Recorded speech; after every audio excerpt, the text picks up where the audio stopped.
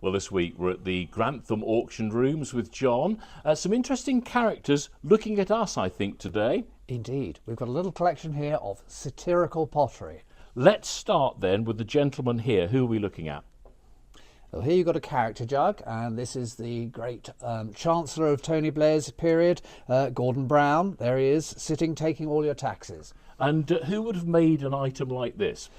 This is made by Carlton Ware, which is a well-known pottery, but so many others made these sort of wares as well. Are they still making things like this of current characters then, or was it a thing of its time? I think it's much of a thing of its time. I think if you want satire these days, you go on X, you go on, online, and you find it there. You don't need it represented in pottery. Looking across, I've spotted a Margaret Thatcher teapot. With the Grantham connection as well, of course. Indeed. I'm not sure she would have been terribly pleased with this one. This is a Fluck and Law teapot. I had to be careful. I beg your pardon? Yeah, we won't repeat it. Fluck and Law. There we go.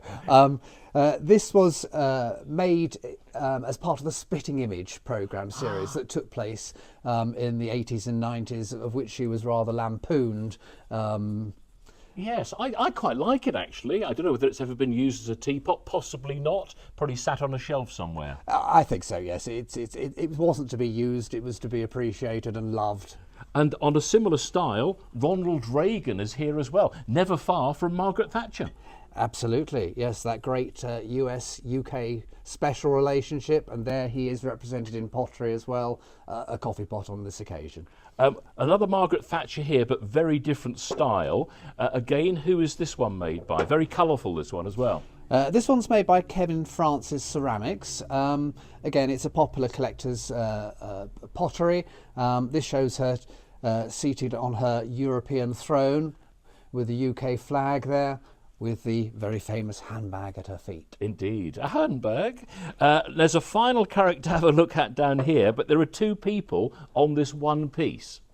Yes, possibly not so well known, unless you're an absolute political geek like I am.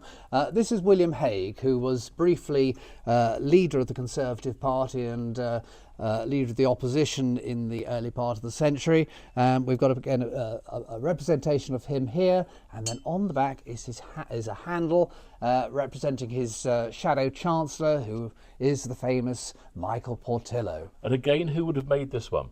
This one is made again by Carlton Ware. Excellent. Well, if you'd like to know more, go to the website goldingyoung.com.